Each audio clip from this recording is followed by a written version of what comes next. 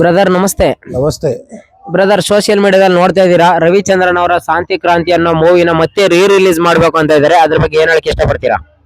ಶಾಂತಿ ಕ್ರಾಂತಿ ಸಿನಿಮಾ ಅಂದ ಕಾಲದಲ್ಲಿ ಅಂದ್ರೆ ನಾನು ಹುಟ್ಟಕ್ಕೆ ಒಂದು 6-7 ವರ್ಷದ ಮುಂಚೆನೆ ರಿಲೀಸ್ ಆಗಿರೋ ಸಿನಿಮಾ. ಆ ಟೈಮಲ್ಲೇನೆ 1991ರಲ್ಲೇನೆ 8ರಿಂದ 10 ಕೋಟಿ ಏನೋ ಸಿನಿಮಾ ಖರ್ಚು ಮಾಡಿದಾರಂತೆ. ಬಟ್ ಒಂದು ವಿಚಾರ ಗೊತ್ತಾಯಿದ್ದೇನೆಂದ್ರೆ ಆ ಟೈಮಲ್ಲಿ ಈ ಸಿನಿಮಾ ಏನೋ ಓಡಲಿಲ್ಲ ಅಂತ. ಇದು ನಿಜವಾಗ್ಲೂ ಇದು ಕನ್ನಡಿಗರ ಸೋಲೆ. ಇದು ಅಂಥ ಸಿನಿಮಾನ ಗೆಲ್ಸಿಲ್ಲ ಅವಾಗ. ಬಟ್ ಇವಾಗ ಮತ್ತೆ ರಿಲೀಸ್ ಮಾಡಬೇಕು ಅಂತ ಓಡಾಡ್ತಿದ್ದಾರೆ. ಖಂಡಿತ ರಿಲೀಸ್ ಮಾಡಬೇಕು. ಯಾವಾಗಲೂ ರವಿಚಂದ್ರನ್ ಅವರು ಒಂದು ಮಾತು ಹೇಳ್ತಿರ್ತಾರೆ, ರವಿಚಂದ್ರನ್ ಸಿನಿಮಾಗಳಿಗೆ ಜನ ನುಗ್ಗಿನೇ ಅಭ್ಯಾಸ ಅಂತ. ಇನ್ನೊಂದ್ಸಲ ಈ ಸಿನಿಮಾ ರಿಲೀಸ್ ಮಾಡಿ ನೋಡಲಿ, ಮತ್ತೆ ನಾವು ಕನ್ನಡಿಗರೆಲ್ಲ ಆ ಸಿನಿಮಾನ ನುಗ್ಗಿ ನೋಡ್ತೀವಿ. ಏನಕ್ಕೆ ಅಂತಂದರೆ ರವಿಚಂದ್ರನ್ ಅವರು ನಮ್ಮ ಕನ್ನಡ ಇಂಡಸ್ಟ್ರಿಲಿ ಅವ್ರ ಹೆಸರಿಗೆ ಒಂದು ತಾಕತ್ತಿದೆ. ಮತ್ತು ಅವ್ರ ತಂದೆ ವೀರಸ್ವಾಮಿ ಅವ್ರದ್ದು ಈಶ್ವರಿ ಪ್ರೊಡಕ್ಷನ್ನು. ಆ ಪ್ರೊಡಕ್ಷನಿಂದ ಇವತ್ತೇನು ದೊಡ್ಡ ದೊಡ್ಡ ಸೆಲೆಬ್ರಿಟಿಗಳಂತ ಏನು ಓಡಾಡ್ತಿದ್ದಾರೆ ಅವರೆಲ್ಲ ಆ ಪ್ರೊಡಕ್ಷನ್ನಿಂದನೇ ಬಂದಿದ್ದಂಥವ್ರು, ಆ ಗರಡಿಯಿಂದನೇ ಬಂದಂಥವ್ರು. ಸೊ ಅದಕ್ಕೋಸ್ಕರ ಇನ್ನೊಂದು ರವಿಚಂದ್ರನ್ ಅವ್ರ ಬಗ್ಗೆ ಹೇಳಬೇಕು ಅಂತಂದರೆ, ಅವ್ರು ಮಾಡೋಂಥ ಸಿನಿಮಾಗಳೆಲ್ಲ ಹಂಗೆ. ಇವಾಗ ಒಂದಿಷ್ಟು ನನಗೆ ಪರ್ಸ್ನಲಿ ಇಷ್ಟ ಆಗಿಲ್ಲ ಕೆಲವು ಸಿನಿಮಾ ಅವರು. ಏಕೆಂದರೆ ನಾವೆಲ್ಲ ಚಿಕ್ಕ ಹುಡುಗರಿದ್ದಾಗ ಅವ್ರದ್ದು ರಣಧೀರ, ಪ್ರೇಮಲೋಕ, ಶಾಂತಿ ಕ್ರಾಂತಿ ಇಂಥ ಸಿನಿಮಾಗಳನ್ನೇ ನೋಡ್ಕೊಂಡು ಬಂದಿರೋರು. ಬಟ್ ಇತ್ತೀಚೆಗೆ ಕೆಲವೊಂದು ಅವ್ರ ಸಿನಿಮಾ, ಬಟ್ ಅದ್ರ ಬಗ್ಗೆ ಅವರು ಕೂಡ ವ್ಯಕ್ತಪಡಿಸಿದ್ದಾರೆ ಅವ್ರ ಭಾವನೆಯೂ ಕೂಡ. ಹೌದು, ಕೆಲವೊಂದು ಸಿನಿಮಾ ನಾನು ದುಡ್ಡಿಗೋಸ್ಕರನೇ ಮಾಡಿದ್ದೀನಿ ಅಂತ, ಅದು ನಿಜ.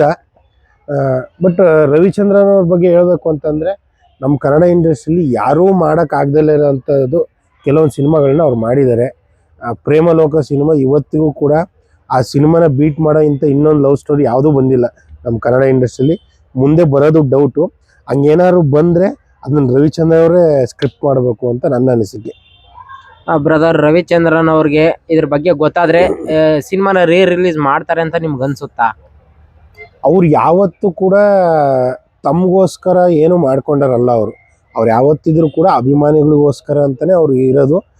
ಬೇರೆ ಯಾರು ರವಿಚಂದ್ರನ್ ಅವ್ರ ಜಾಗದಲ್ಲಿ ಇದ್ದಿದ್ರೆ ಈ ಸಿನಿಮಾನೂ ಬೇಡ ಏನು ಬೇಡ ಅಂದ್ಬಿಟ್ಟು ಇಷ್ಟೊತ್ತಿಗೆ ಎಲ್ಲ ಒಂದು ಕಡೆ ಹೋಗಿ ಸೆಟ್ಲ್ ಆಗ್ಬಿಡೋರು ಅನಿಸುತ್ತೆ.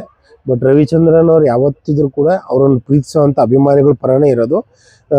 ಈ ಸಿನಿಮಾ ಮತ್ತೆ ರಿಲೀಸ್ ಆಗಬೇಕು ಅಂತ ಜನ ಈ ಥರ ಮಾತಾಡ್ತಿದ್ದಾರೆ ಅಂತ ಅವ್ರಿಗೇನಾದ್ರು ವಿಚಾರ ಗೊತ್ತಾದರೆ, ನನ್ನ ಪ್ರಕಾರ ಖಂಡಿತ ಈ ಸಿನಿಮಾನ ರಿಲೀಸ್ ಮಾಡೋಕ್ಕೆ ಏನೇನು ಮಾಡಬೇಕು ಅದನ್ನೆಲ್ಲ ಅವ್ರು ಮಾಡ್ತಾರೆ. ಬ್ರದರ್, ರಿಲೀಸ್ ಮಾಡಿದ್ರೆ ನಮ್ಮ ಕನ್ನಡಿಗರು ಸೋಷಿಯಲ್ ಮೀಡಿಯಾದಲ್ಲಿ ನೋಡುತ್ತಾರ, ಹೋಗ್ಬಿಟ್ಟು ಥಿಯೇಟರ್ ಸಿನಿಮಾ ನೋಡ್ತಾರ ಅನ್ನೋ ನಂಬಿಕೆ ನಿಮ್ಗಿದೆಯಾ? Old is gold brother. ಹಳೆ ಟ್ರೆಂಡಿಂಗು ಹೇಳಕ್ಕೆ ಬರಲ್ಲ. ಟ್ರೈ ಮಾಡಬೇಕು ರವಿಚಂದ್ರನ್ ಅವರು. ಯಾಕೆಂದರೆ ರವಿಚಂದ್ರನ್ ಅವ್ರನ್ನ ಯಾರೂ ಮರ್ತಿಲ್ಲ. ಗೊತ್ತಿಲ್ಲ, ಏನೋ ಒಂದು ಅವ್ರದ್ದು ಸ್ವಲ್ಪ ಹಿಂದೇಟ್ ಹಾಕಿದ್ದಾರೆ. ಬಟ್ ಇದನ್ನು ಮಾಡಿ ನೋಡಲಿ, ನಿಜವಾಗ್ಲೂ ಕನ್ನಡಿಗರು ಈ ಸಿನಿಮಾನ ಇವಾಗ ಗೆಲ್ಲಿಸ್ತಾರೆ.